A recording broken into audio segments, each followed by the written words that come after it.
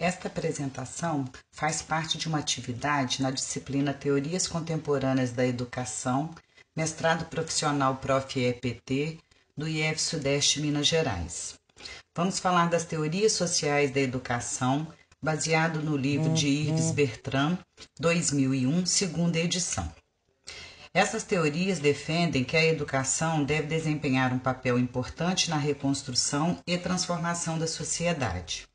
Elas podem ser compreendidas em três grupos: pedagogias institucionais, pedagogias de conscientização e teorias ecossociais da educação. As pedagogias institucionais combatem a rigidez e a fraqueza das instituições escolares e sociais e, em consequência, as pedagogias tradicionais. Considera a escola tradicional como um modo industrial de organização social. Tem uma visão marxista da sociedade. Tem como objetivos desmascarar a visão falsa das relações de produção, mostrar como o Estado, a economia e as lutas de classes determinam as instituições e crítica permanente das normas instituídas. Destacamos duas correntes principais: a corrente psicossociológica e a corrente psicanalista. A autogestão pedagógica é a característica da corrente psicossociológica e se constitui numa prática que procura abolir a relação de formação entre docentes e discentes, entre dominadores e dominados, e contesta o sistema social e escolar segundo Bertrand. A corrente psicanalista diz que os trabalhadores, do mesmo modo os professores, são prisioneiros de um sistema e o ambiente, a sociedade, é que precisa se tratar. As técnicas de intervenção em grupo são muito utilizadas na pedagogia institucional e a influência de Rogers é muito presente. Embora a pedagogia institucional utilize o mesmo método da pedagogia rogeriana, as metas são muito diferentes. A autogestão significa revelar a violência institucional e a não diretividade tem o sentido de melhoria do clima e facilitação das relações.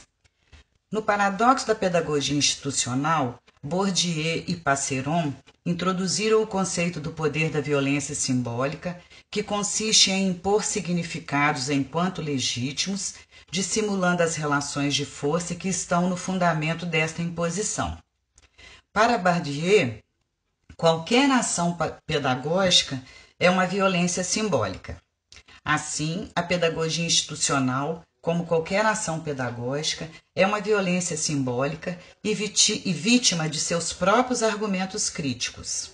Além do mais, tem caráter dissimulador ao anunciar que a autogestão é a melhor organização social e subentende uma hierarquia dos saberes: o saber conteúdo, o saber fazer, o saber ser e o saber situar-se. As pedagogias de conscientização agrupam as teorias da educação que têm como objetivo sensibilizar o estudante para o papel de agente social. Temos dois grupos de pensadores: Paulo Freire e os que seguem suas orientações, e os da pedagogia crítica. Freire propõe a educação enquanto prática democrática, baseado nos fundamentos como o diálogo, o enraizamento da realidade, a criação da sua própria cultura, formação de um espírito crítico e formação de uma intervenção social. Na pedagogia da libertação, Shor descreve, baseado no pensamento de Freire, as seguintes características: a participação, uma aprendizagem afetiva e cognitiva, o questionamento do estudante, um ensino multicultural, o diálogo, a desassociação dos estudantes, um ensino democrático, uma comunidade de investigadores, a interdisciplinaridade e a ação social. Na pedagogia crítica, Giraud tem como princípios a atenção dirigida aos valores sociais, a criação de uma linguagem crítica e o caráter social do conhecimento. As teorias institucionais e de conscientização priorizam as questões ligadas à mudança social.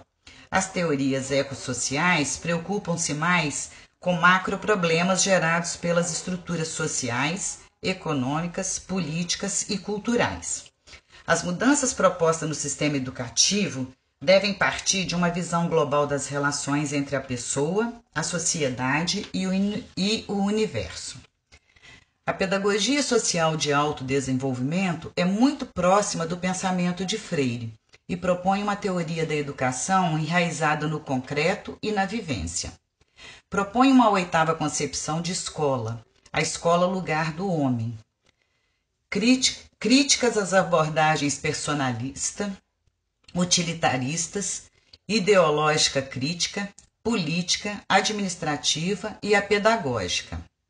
A pedagogia deve se tornar uma praxis social de autodesenvolvimento, deixar a lógica instrumental por uma lógica social do desenvolvimento de todos.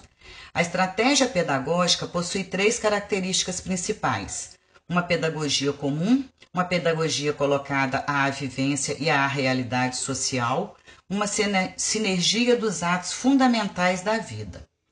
Propõe uma grelha pedagógica em o saber fazer, o saber pensar, o saber viver, o saber partilhar e o saber dizer.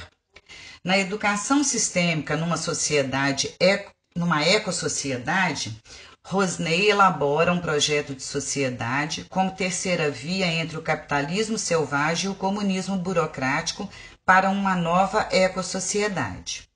Coloca a tônica nas relações entre os indivíduos, assim como nas relações entre os seres humanos e a ecosfera. Assentada em 5 princípios: a abordagem espiral, o multicontextual, a complexidade dos sistemas, os temas verticais e o relacionar. Os 2 métodos de base desse ensino são a autoinstrução e a simulação. A educação experiencial trata da aquisição e utilização do conhecimento para fins humanos. O conhecimento objetivo da ciência, o saber como, inscreve-se numa hierarquia sobre os princípios reguladores, as políticas ou o saber o quê. E, por último, sobre os princípios que subentendem os processos, a dinâmica da educação. Compreende 3 eixos principais: a concepção de relações humanas, a concepção de instrumentos e a concepção de instituições. No currículo do futuro, a análise do futuro está na base da aprendizagem. Se não pudermos construir para nós mesmos imagens antecipatórias, não poderemos aprender. Sugere uma estratégia pedagógica na aprendizagem-ação. Os estudantes auto-organizam-se e formam equipes.